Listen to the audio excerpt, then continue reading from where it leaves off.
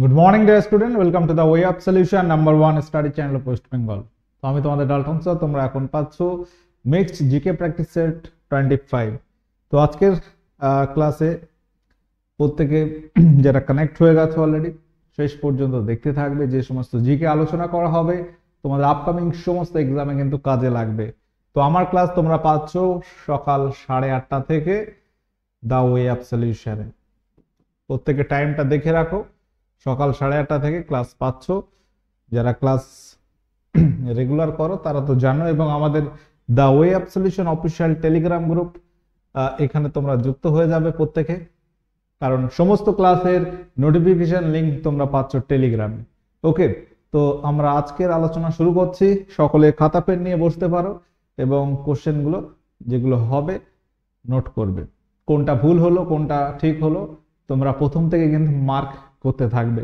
তো আজকের ক্লাসের প্রথম কোশ্চেন, প্রতি 1 ডিগ্রি দ্রাঘিমা অন্তর সময়ের পার্থক্য কত? সকলে অ্যান্সার করো, সঠিক উত্তর কি হবে? সকলে সেশনটি লাইক শেয়ার করে দাও। কোশ্চেন হচ্ছে 1 ডিগ্রি দ্রাঘিমা জন্য সময়ের পার্থক্য কত হবে? সঠিক উত্তর হবে 4 মিনিট। অর্থাৎ আমরা জানি যে দ্রাঘিমা রেখার উপরে ভিত্তি করে সময় এবং তারিখ নির্ধারিত হয়। প্রমাণ দ্রাঘিমা রেখা হচ্ছে ভারতের কত? ভারতের প্রমাণ দ্রাঘিমা রেখা কত? দ্রাঘিমা রেখা কত? মনে রাখবে, ভারতের প্রমাণ দ্রাঘিমা রেখা হচ্ছে তোমার 82 ডিগ্রি 30 মিনিট পূর্ব, যেটা এলাহাবাদকে নির্দেশ করে। উত্তর ভারতে গ্রীষ্মকালে এক ধরনের উত্তপ্ত এবং শুষ্ক বায়ু প্রবাহিত হয়, তাকে কি বলে? উত্তর ভারতে গ্রীষ্মকালে এক ধরনের উত্তপ্ত ও শুষ্ক বায়ু প্রবাহিত হয়, সেটাকে কি বলে? পাম্পেরো লু চিনুক ফন। ভারতবর্ষে আমরা যদি দেখি গ্রীষ্মকালে উত্তর ভারতে লু বায়ু প্রবাহিত হয়। উত্তর ভারত বলতে এখানে তোমার দিল্লি বলতে পারো, পাশাপাশি তুমি উত্তরপ্রদেশের কিছু অঞ্চল, পাঞ্জাব, রাজস্থান, এই সমস্ত অঞ্চলের কথা বলতে পারো, উত্তর পশ্চিম ভারত। আচ্ছা, পরবর্তী কোশ্চেন হচ্ছে, সড়ক ই আজম তৈরি করেন কোন সম্রাট? সড়ক ই আজম তৈরি করেছিলেন কোন সম্রাট? সম্রাট অশোক, শেরশাহ, আকবর নাকি ঔরঙ্গজেব? সকলে অ্যান্সার করতে থাকো। সঠিক উত্তর কি হবে? সঠিক উত্তর হয়ে যাবে শেরশাহ। আচ্ছা, যেটা Grand Trunk Road, Kolkata to Delhi connection,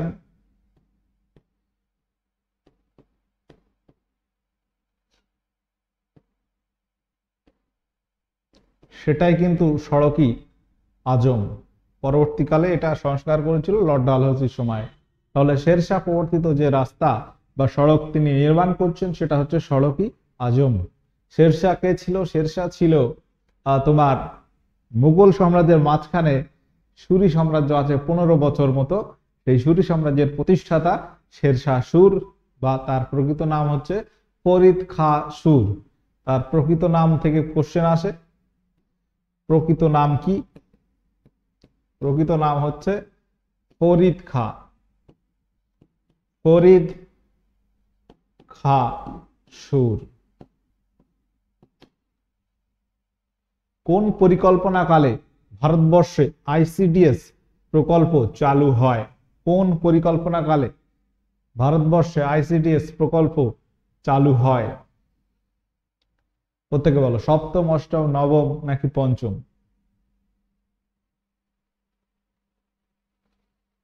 কোন পরিকল্পনাকালে আইসিডিএস প্রকল্প চালু হয়? সঠিক উত্তর হচ্ছে পঞ্চম হয়ে যাবে সঠিক উত্তর, অপশন ডি আইসিডিএস।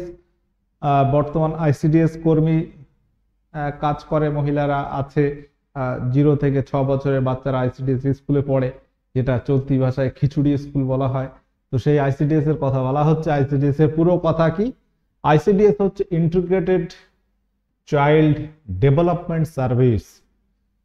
ঠিক আছে, এই যে স্কিমটা এটা লঞ্চ হয়েছিল 2 অক্টোবর 1975। 2 অক্টোবর গান্ধীজির জন্মদিনে এটা লঞ্চ হয় 1975 সালে, যেটা পঞ্চম পঞ্চবার্ষিকী পরিকল্পনার সময়। পঞ্চম পঞ্চবার্ষিকী পরিকল্পনাটা কতদিন হয়েছিল এটা তোমার মনে রাখতে হবে, 1974 থেকে 78 সাল। 1974 থেকে 78, এই পঞ্চম পঞ্চবার্ষিকী পরিকল্পনা 1 বছর কিন্তু কম হয়। তাহলে আইসিডিএস প্রকল্প এটা চালু হয়েছিল কিন্তু আজকে না, অনেক আগে 1975 সালে এই পরিকল্পনাটা লঞ্চ করা হয়েছিল। বলো, শিবাজি, মারাঠা বীর শিবাজি, যার উপাধি আছে গো ব্রাহ্মণ প্রতিপালক, তো সেই শিবাজি তার গুরু কে ছিল? তুকারাম, রামদাস, সমরু, ঈশা খাঁ। শিবাজির গুরু কে ছিলেন? সঠিক উত্তর হয়ে যাবে অপশন বি, রামদাস। জালিয়ানওয়ালাবাগ হত্যাকাণ্ড 1919 সালে হয়েছিল, আমরা জানি। কত তারিখে হয় এই জালিয়ানওয়ালাবাগের হত্যাকাণ্ড? যেটা কোথায় হয় প্রশ্ন আসে, এই রিলেটেড কোশ্চেন অনেক আসে। জালিয়ানওয়ালাবাগ হত্যাকাণ্ড এটা হয়েছিল পাঞ্জাবের অমৃতসরে। পাঞ্জাব রাজ্যে অমৃতসর নামক স্থানে, অমৃতসরে এই ঘটনাটি ঘটে। এটা 13 এপ্রিল 1919 সালে ঘটনাটি ঘটেছিল।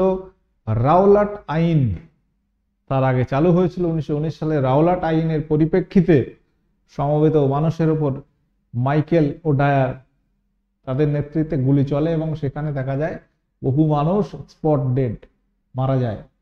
এবং তার ফলে কিন্তু ভারতবর্ষে দেখা যায় যে স্বাধীনতা সংগ্রামী আন্দোলন কিন্তু কমে যায়নি, বরং আরো বেড়ে গেছিল। গান্ধীজি এর ফলে একটা সত্যাগ্রহ সভা গঠন করে 1919 সালে। 1919 সালে খিলাফত আন্দোলন হয়েছিল, 1920-তে অসহযোগ আন্দোলনের সূচনা হয়। তো এই ঘটনাগুলি পরপর ঘটতে থাকে। পরবর্তী কোশ্চেন হচ্ছে, ওপেক 13 নামে গুপ্তচর স্যাটেলাইট লঞ্চ করেছে কোন দেশ? ওপেক 13 নামে গুপ্তচর স্যাটেলাইট লঞ্চ করেছে কোন দেশ?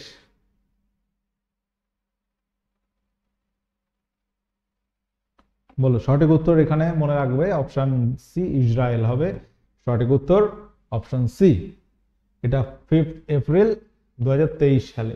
দেখো, 1 বছরের কারেন্ট অ্যাফেয়ার্স আমাদের একটু নলেজে রাখতে হবে, কারণ কারেন্ট অ্যাফেয়ার্স মানে শুধু যে 1-2 মাসের কেস না, লাস্ট 1 ইয়ার মনে রাখতে হবে। বর্তমান 2023 সাল টোটালটা একটু নলেজে রাখা ভালো। গীত গোবিন্দ রচয়িতা জয়দেব, এটা আমরা জানি। বাংলার কোন রাজার সভাকবি ছিলেন? গীত গোবিন্দের রচয়িতা কবি জয়দেব, তিনি কোন রাজার সভাকবি ছিলেন? রামপাল, বল্লাল সেন, লক্ষণ সেন নাকি ধর্মপাল? সঠিক উত্তর কি আছে?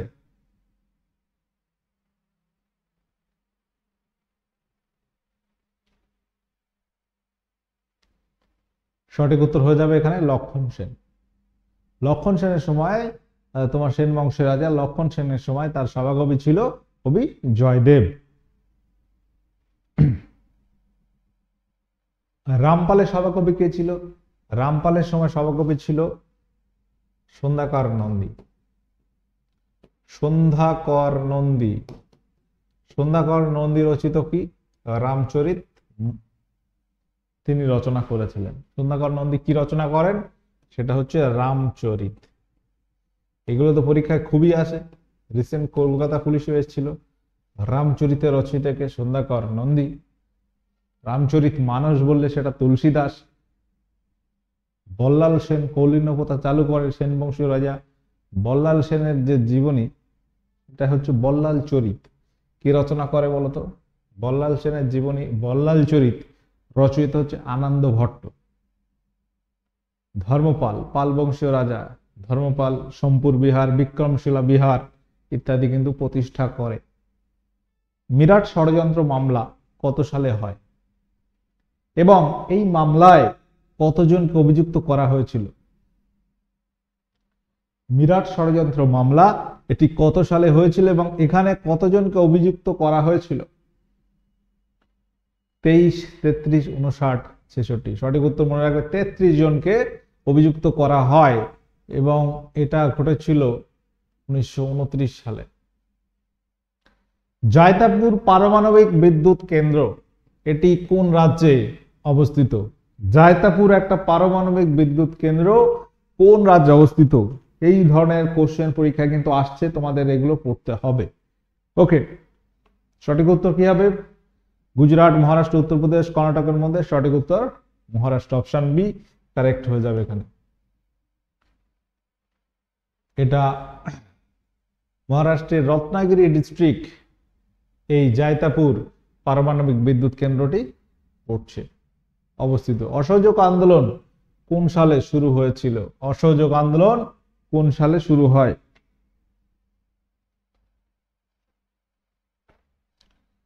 বলো কি হবে সঠিক উত্তর?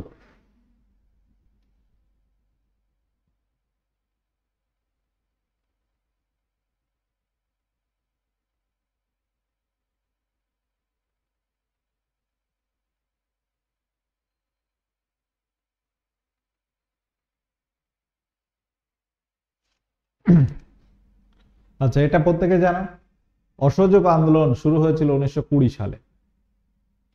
বলতো কত তারিখে শুরু হয়? কত তারিখে শুরু হয়? অসহযোগ আন্দোলন যেদিন শুরু হয়, ভারতের বিপ্লবের একজন মানুষ কিন্তু মারা যায়, সেই তারিখটা কত? কত তারিখে হয়েছিল শুরু? শুরু হয়েছিল 1920 সালের 1 আগস্ট, আগস্ট মাসের 1 তারিখে।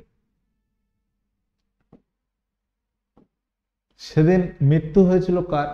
বাল গঙ্গাধর তিলক। এই দিন 1920 সালের এই দিন বাল গঙ্গাধর তিলকের মৃত্যু হয়। বাল গঙ্গাধর তিলক, যাকে লোকমান্য বলা হয়,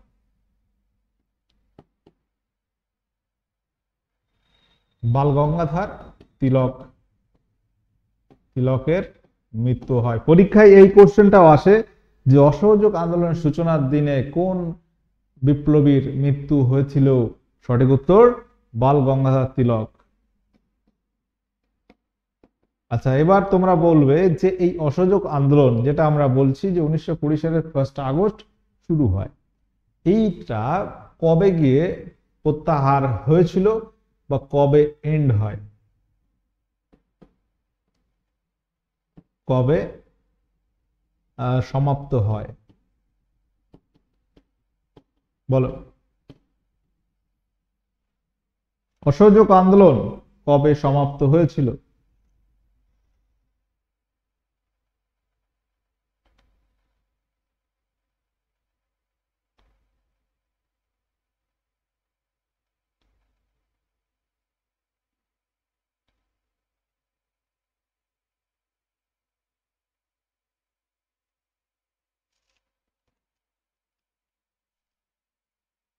এটা স্টপ হয়েছিল 1922 সালে। 1922 সালে ফেব্রুয়ারি মাস নাগাদ, যেখানে দেখা যাচ্ছে যে তোমার চৌরি চৌরা হত্যাকাণ্ডের রেসপেক্টে গান্ধীজি অসহযোগ আন্দোলন স্টপ করে দেয়। অর্থাৎ 1922 সালের চৌরি চৌরা উত্তরপ্রদেশের গোরক্ষপুর জেলায় অবস্থিত। সেখানে সাধারণ মানুষ বিদ্রোহী হয়ে ওঠে এবং পুলিশ ফাঁড়িতে আগুন লাগিয়ে দেয়, যেখানে ইংরেজ বেশ কিছু মারা যায়। তো সেই রেসপেক্টে গান্ধীজি এই আন্দোলনটা তোমার প্রত্যাহার করে নেন। বিক্রমশিলা বিহার কে প্রতিষ্ঠা করেন? মহিপালওয়ান, সূর্যপাল, ধর্মপাল নাকি দেবপাল? বিক্রমশিলা বিহার যেটা প্রতিষ্ঠা করেছিলেন পাল রাজা ধর্মপাল। সোমপুর বিহার যদি বলে কে হবে? একটু আগে বলেছি সোমপুর তো নাকি, হ্যাঁ, সোমপুর বিহার, এটাও ধর্মপাল। পরবর্তী কোশ্চেন। আচ্ছা, এই যে বিক্রমশিলা বিহার প্রতিষ্ঠা করেছিলেন পাল রাজা ধর্মপাল 18-19 সেঞ্চুরি এই সময়কাল নাগাদ। পশ্চিমবঙ্গে পঞ্চায়েত রাজ ব্যবস্থার সূত্রপাত হয় কোন সালে? তো আমরা জানি যে পশ্চিমবঙ্গে পঞ্চায়েত রাজ ব্যবস্থা বর্তমানে আছে এবং এটি 3টি স্তর আছে। পঞ্চায়েত রাজ ব্যবস্থা যেটা শুরু হয় 1959 সালে। 1959 সালে যেটা শুরু হয়েছিল সেটা কোথায়? রাজস্থানের নাগর ডিস্ট্রিক্টে, রাজস্থানের নাগর জেলাতে, নাগরে। তো পশ্চিমবঙ্গে যেটা শুরু হয়েছিল 1978 সালে, 1978-এ শুরু হয়। পঞ্চায়েত রাজ ব্যবস্থার যে 3টে স্তর রয়েছে, প্রাথমিক স্তর হচ্ছে গ্রাম পঞ্চায়েত, তারপর পঞ্চায়েত সমিতি, তারপর জেলা পরিষদ। আচ্ছা, এইখানে একটা প্রোগ্রাম সিএম দিয়োগশালা প্রোগ্রাম লঞ্চ করলেন কোন রাজ্যের মুখ্যমন্ত্রী? মহারাষ্ট্র, পাঞ্জাব, গুজরাট, সিকিম। সঠিক উত্তর মনে রাখবে, পাঞ্জাবের মুখ্যমন্ত্রী ভগবত মান তিনি এটা চালু করেছেন, লঞ্চ করেছেন। 2026 সালের মধ্যে বিশ্বের দ্বিতীয় বৃহত্তম সোলার ম্যানুফ্যাকচারার হবে কোন দেশ? 2026 সালের মধ্যে বিশ্বের প্রথম না দ্বিতীয় বৃহত্তম সোলার ম্যানুফ্যাকচার হবে কোন দেশ? বলো, তোমরা কমেন্ট করে জানিয়ে দেবে প্রথম কে, দ্বিতীয় পজিশনে পৌঁছাবে এরকম লক্ষ্য আছে ভারতের। অপশন ডি, আমাদের ইন্ডিয়া। কোন জেলাটি উড়িষ্যা এবং ঝাড়খণ্ডের উভয়ের সাথে সীমানা রয়েছে? পশ্চিমবঙ্গের কোন জেলা? পশ্চিমবঙ্গে বর্তমান যে 23টি জেলা আছে তার মধ্যে কোন জেলার সঙ্গে উড়িষ্যা এবং ঝাড়খণ্ড রাজ্যের সীমানা আছে? তাহলে এই যে প্রশ্নগুলো আমাকে সলভ করতে গেলে পশ্চিমবঙ্গের মানচিত্রটা ভালো করে মনে রাখতে হবে। পশ্চিমবঙ্গের 5টি প্রতিবেশী রাজ্য আছে, উড়িষ্যা, বিহার, ঝাড়খণ্ড আছে, সিকিম, অসম রয়েছে। তো এইগুলো আমাদের একটু মনে রাখতে হবে। তো এখানে ঝাড়গ্রাম, এই যে ডিস্ট্রিক্টটা যেটা পশ্চিম মেদিনীপুর ভেঙে হয়েছে ঝাড়গ্রাম, সেই ঝাড়গ্রাম ডিস্ট্রিক্টের সঙ্গে উড়িষ্যা এবং ঝাড়খণ্ডের উভয়ের সীমানা রয়েছে। তোমরা কমেন্ট করে জানাবে কার কার বাড়ি রয়েছে ঝাড়গ্রামে। আচ্ছা, এবার কোশ্চেন হচ্ছে গান্ধী সিয়াসত আর সাম্প্রদায়িকতা, সিয়াসত আর সাম্প্রদায়িকতা এই শিরোনামে বই লিখলেন কে? এই শিরোনামে কে বই লিখেছেন বলো? আর.এস. সোধি, পীযূষ বাবেলে, পীযূষ গোয়েল কিন্তু নয়, অয়ন খান, গীতশ্রী জয়সাল। এখানে সঠিক উত্তর মনে রাখবে অপশন বি, পীযূষ বাবেলে নামক একজন রাইটার, তিনি এই বইটি প্রকাশ করেছেন। ইন্ডিয়া উইন্স ফ্রিডম বইটি কার লেখা? খুব ইম্পর্টেন্ট কোশ্চেন, পরীক্ষায় আসে কোশ্চেনটি। ইন্ডিয়া উইন্স ফ্রিডম বইটি রচয়িতা কে? মৌলানা আবুল কালাম আজাদ, রশিদ আলী, চিত্তরঞ্জন দাস, চিত্তরঞ্জন বন্দ্যোপাধ্যায় নাকি সুভাষচন্দ্র বসু? তো এখানে সঠিক উত্তর কি হবে? সঠিক উত্তর option A, Maulana Abul Kalam Azad. Option A এখানে কারেক্ট আছে। Economic drain theory, economic drain theory এর প্রবক্তাকে? কোশ্চেনগুলো কিন্তু সবকটা দুর্দান্ত কোশ্চেন আছে, মনে রাখতে হবে, খাতায় নোট করবে। ইকোনমিক ড্রেন থিওরি এর প্রবক্তাকে? দাদাভাই নৌরোজি, সুরেন্দ্রনাথ বন্দ্যোপাধ্যায়, জওহরলাল নেহেরু নাকি Subhas Chandra Bose? Economic drain theory এর প্রবক্তা দাদাভাই নৌরোজি। দাদাভাই নৌরোজি, যাকে ভারতবর্ষের মহান বৃদ্ধ বলা হয়, ইংরেজিতে যেটাকে বলা হচ্ছে the grand old man of India, ভারতের মহান বৃদ্ধ বলা হয় দাদাভাই নৌরোজিকে। তিনি প্রথম ভারতবর্ষের জাতীয় আয় পরিমাপ করেন এবং দাদাভাই নৌরোজি ব্রিটিশ পার্লামেন্টের সদস্য হয়েছিলেন। সেটা পরীক্ষায় এসেছিল লিবারেল দল থেকে। লিবারেল মানে উদারনৈতিক দল, উদারনৈতিক, উদারনৈতিক দল থেকে।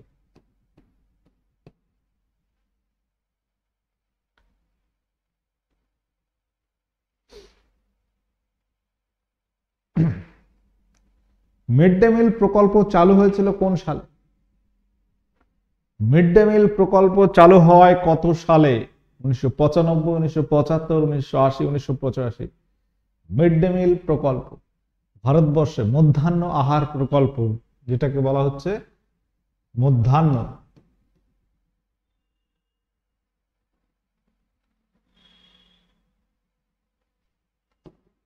স্পেলিংটা ভুলভাল হতে পারে, একটু আমার স্পেলিং এ গন্ডগোল আছে, মধ্যাহ্ন বানানটা ভুল হয়ে গেছে। তো এই যে মিড ডে মিল, এটাই মধ্যাহ্ন আহার প্রকল্প, যেটা 1995 সালে চালু হয়েছিল। ঠিক আছে, যেটা প্রথম চালু হয়, যদি বলে কোথায়, প্রথম চালু হয়েছিল তামিলনাড়ু স্টেটে। তামিলনাড়ু স্টেট অর্থাৎ তামিলনাড়ু রাজ্যে প্রথম এটা চালু হয়েছিল। আচ্ছা, তোমরা প্রত্যেকে জানো যে আমরা একটা ব্যাচ লঞ্চ করেছি অলরেডি, যেখানে ক্লাস শুরু হচ্ছে 15ই ফেব্রুয়ারি থেকে। 15ই ফেব্রুয়ারি থেকে ব্যাচ শুরু হবে এবং এখানে তোমরা সমস্ত বিষয়ের সিলেবাস ভিত্তিক ক্লাস পাবে, বিষয়ভিত্তিক mock test, live class, recorded class, সোম থেকে শনি প্রতিদিন ক্লাস তোমরা পাবে। এবং প্রিলিমস, মেন্স, টোটাল এই ডাব্লিউবিপির একটা ব্যাচে কমপ্লিট করানো হবে। যারা ফাউন্ডেশন নিতে গিয়ে পিছিয়ে এসছো, এই ব্যাচটা অবশ্যই নেবে। প্রত্যেকে যারা ক্লাস করো আমাদের রেগুলার, তাদের বলবো যে একবার একটা ফাউন্ডেশন ব্যাচ তুমি কমপ্লিট করো, দেন তুমি প্র্যাকটিস ব্যাচ নিতে পারো। অর্থাৎ এই যে ক্লাস আমরা করাচ্ছি, এখানে যে লেভেলের কোশ্চেন আলোচনা হচ্ছে, যারা বেসিক জানা নেই, হয়তো কিছু কিছু কোশ্চেন পারবে, বেশিরভাগটাই পারবে না। সেই জন্য তোমাদেরকে আমি বলবো প্রত্যেকটা বিষয় পড়তে হবে তোমাকে। সেই জায়গায় আমরা প্রত্যেকটা বিষয় সিলেবাস ভিত্তিক ক্লাস প্রোভাইড করব, এটা মাথায় রাখো। এবং এই ফাউন্ডেশন ব্যাচ শুরু হচ্ছে 15ই ফেব্রুয়ারি, এখনো সময় রয়েছে অ্যাডমিশন নেওয়ার। প্রত্যেকে যারা নিতে ইচ্ছুক, আমি বলবো একদম 15ই ফেব্রুয়ারিতে ক্লাস স্টার্ট হয়ে যাবে, তার আগে অ্যাডমিশন নিয়ে নাও। ওকে, চলো। কোন জেলাটির সাথে বাংলাদেশের আন্তর্জাতিক সীমারেখা নেই? পশ্চিমবঙ্গের কোন জেলার সঙ্গে বাংলাদেশের আন্তর্জাতিক সীমারেখা নেই? বাংলাদেশের সঙ্গে সীমারেখা রয়েছে প্রায় 10টি তোমার জেলার সঙ্গে পশ্চিমবঙ্গের। তার মধ্যে এখানে দার্জিলিং এর সঙ্গে আছে, আলিপুরদুয়ারের সঙ্গে নেই, মুর্শিদাবাদের সঙ্গে আছে, নদিয়ার সঙ্গে আছে।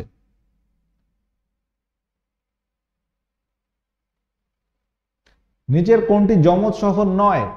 নিচের কোনটি যমজ শহর নয়? হায়দ্রাবাদ, সেকেন্দ্রাবাদ, দুর্গাপুর, আসানসোল, কলকাতা, হাওড়া, দিল্লি, নিউ দিল্লি। সঠিক উত্তর এখানে কি হবে? প্রত্যেকে রাইট অ্যান্সার করো। যমজ শহর, যেটাকে টুইন সিটি বলা হয়, টুইন সিটি হায়দ্রাবাদ, সেকেন্দ্রাবাদ, মুসি নদীর এপার ওপার এরকম আছে। দুর্গাপুর, আসানসোল, কলকাতা, হাওড়া, এগুলোকে বলা হচ্ছে যমজ শহর। দিল্লি, নিউ দিল্লি এটা যমজ শহর নয়। পরবর্তী কোশ্চেন, একটি সাধারণ দর্পণে কোন ধরনের প্রতিবিম্ব দেখা যাবে? সাধারণ দর্পণে বা নরমাল যে আয়না বলছি, ওখানে যে প্রতিবিম্ব আমরা দেখি সেটা কিরকম? অসৎ বিম্ব, কখনো সৎ কখনো অসৎ, সৎ বিম্ব নাকি এখানে কোনোটাই নয়। তো দর্পণে যে প্রতিবিম্ব আমরা দেখি সবগুলো অসৎ বিম্ব, দর্পণ মানে অসৎ বিম্ব হবে। বরদৌলি কৃষক বিদ্রোহ কবে সংগঠিত হয়েছিল? বরদৌলি কৃষক বিদ্রোহ এটি কবে সংগঠিত হয়? 1928, 1922, 1919, 1925 সালে।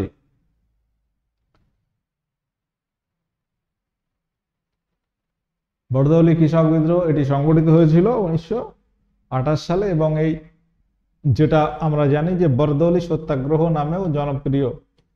বরদৌলি সত্যাগ্রহ, এটা নেতৃত্ব কে দেন? নেতৃত্ব দিচ্ছেন বল্লভ ভাই প্যাটেল, সর্দার বল্লভ ভাই প্যাটেল।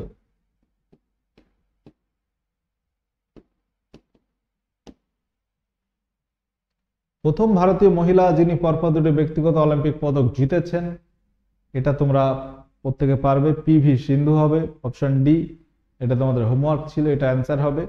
এবং মানবদেহের সবচেয়ে বড় অঙ্গ কোনটি? এটা তোমরা হোমওয়ার্ক করবে। তো আজকের ক্লাস আমি এখানে এন্ড করব। প্রত্যেকে যারা কানেক্ট ছিলে মনে রাখবে যে পরিশ্রমের বিকল্প কিন্তু নেই, তোমাকে পরিশ্রম করতে হবে চাকরি পেতে গেলে। তো তোমার প্ল্যান করে নিতে হবে, বসে থাকার দিন আর নেই। তুমি পড়াশোনা করছো যখন ভালো করেই করো, তাই তো, আরো সিরিয়াসলি করো। যদি এখন 2-3 ঘন্টা পড়ো, 1 ঘন্টা বাড়াও। যদি 5 ঘন্টা করো, আর 1 ঘন্টা বেশি পড়ো। আবার বিশাল পড়তে হবে না, তোমার 6 থেকে 8 ঘন্টা পড়বে। আমাদের ক্লাসই তো যদি ফাউন্ডেশন ব্যাচ নাও তো প্রায় দিন 2-3 ঘন্টা ক্লাস তো থাকে, ব্যালেন্স আর 3-4 ঘন্টা তোমাকে পড়তে হবে। ঠিক আছে, তাহলে কিন্তু একটা ভালো জায়গা তৈরি হবে এবং দ্রুত। সময়টা তোমার কিন্তু ফ্যাক্টর।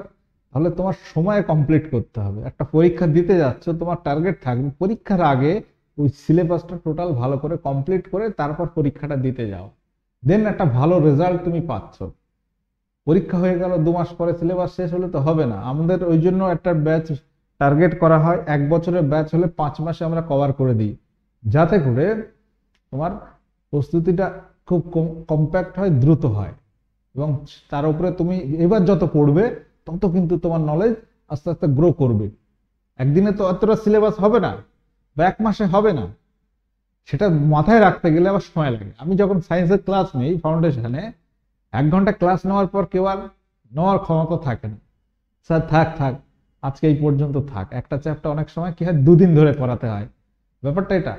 ওই জন্য ক্যাপাসিটির ব্যাপার রয়েছে, আমাদের ধরে রাখার ব্যাপার রয়েছে। আমাদের যেমন শরীর রয়েছে, আমরা খাচ্ছি একসাথে, যদি অনেক কিছু খাই পেট খারাপ করবে, তাই তো। আমাদের সহ্য ক্ষমতার মধ্যে কাজ করতে হবে।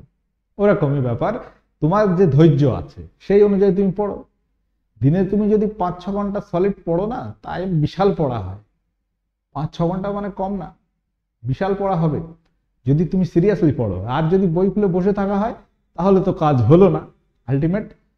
ওইটা মাথায় রাখতে হবে যে যতটুকু সময় তুমি পড়ছো সেটা যেন একদম 100% ওর মধ্যেই তুমি ডুবে থাকো, তবে দেখবে রেজাল্ট ভালো আসছে। তোমার পড়াশোনার প্রতি আগ্রহটা আসবে, ভালো লাগবে এবং আরো দ্রুত তোমার মাথা ক্যাচ করবে। দেখো ব্রেনের ক্যাপাসিটি কিন্তু ধীরে ধীরে বাড়বে। যে তুমি হয়তো ভাবছো যে আমি সায়েন্স পারি না, ও পড়বো না, কম পড়বো, বাট ওটা না। তুমি ওই সায়েন্স নিয়ে পড়ে থাকো, কিছুদিন পড়তে থাকো, দেখবে যেই একটু ভালো লেগে যাবে সেই দেখবে দ্রুত বিষয়গুলো তুমি বুঝতে পারছো এবং তোমার মনে থাকছে। সর্বপ্রথম বিষয়টা হচ্ছে তোমাকে সময় দিতে হবে সেখানে। তুমি যে বিষয়ের উপর পরিশ্রম করবে সেই দিকে রেজাল্ট আসবে তোমার। ওই জন্য মাথায় রাখতে হবে তোমার এটাই, যে পড়াশোনা যদি করছো তুমি চাকরির জন্য, তাহলে সেই সময়টা আরো যত ডেভেলপ হয় এবং শর্ট টাইমের মধ্যে সিলেবাসটা এত সুন্দরভাবে কমপ্লিট করব যাতে আমি যে কোশ্চেনই আসুক সেগুলো যেন পারি, অর্থাৎ সিলেকশনটা যেন হয়, সেটা মাথায় রাখতে হবে। আমার বলার উদ্দেশ্য এটাই যে তোমরা সময়টাকে একদম প্রপার ওয়েতে কাজে লাগাও। পড়াশোনার জন্য দিচ্ছ, এটা একদম পড়াশোনার মধ্যে রেখে দাও অন্তত 6টা মাস। 6টা মাস যদি এইভাবে পড়তে থাকো, তুমি 6 ঘন্টা থেকে 8 ঘন্টা, আমি বলবো না 8 ঘন্টার বেশি তুমি পড়ো, ঠিক আছে, কখনোই বলবো না। কারণ একটা তোমার 7-8 ঘন্টা ঘুম দরকার আছে, তাই তো। আর 8 ঘন্টা তোমার এমনি আদার্স এটা সেটা কাজ টুকটাক করতে হবে। যে কম সময় পাও 6 ঘন্টা পড়ো, কিন্তু রেগুলার এটা পড়ার চেষ্টা করতে হবে এবং খুব সিরিয়াসলি পড়তে হবে ওই সময়টা। তাহলে দেখবে তোমার বিষয়গুলো দ্রুত হচ্ছে এবং তোমার নলেজটা বাড়ার সঙ্গে সঙ্গে তোমার ক্যাপাসিটিটাও বাড়বে। যে জিনিস একটা আছে না, অভিযোজন, যারা ফুটবল খেলে তার পায়ের মাসেল দেখবে কতটা মানে শক্তিশালী হয়ে যাচ্ছে। ওরকম ব্রেনটা তুমি যখন কাজে লাগাতে থাকবে, ব্রেনের ক্যাপাসিটিটাও বাড়তে থাকবে। ঠিক আছে, তাহলে অনেক কথা বলা হলো। এবার এখানে তোমরা দেখে রাখো, যারা নতুন আছো, আমাদের দা ওয়ে অফ সলিউশন এবং TWS একাডেমিতে ক্লাসগুলো হয় ইউটিউবে, এগুলো করো। যারা নতুন আছো সাবস্ক্রাইব করে নি। এবং TWS একাডেমি আমাদের অ্যাপে কিন্তু পেড ক্লাস চলে, তো সেগুলো তোমরা করবে।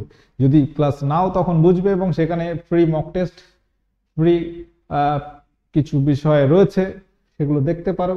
এবং যদি ভালো লাগে কোর্স নেবে, না লাগে নেওয়ার দরকার নেই, তোমার লাইফ তোমার ব্যাপার। তোমার চয়েস সবকিছু। ঠিক আছে, সকলে ভালো থাকো, সুস্থ থাকো। ওকে, টাটা, বাই।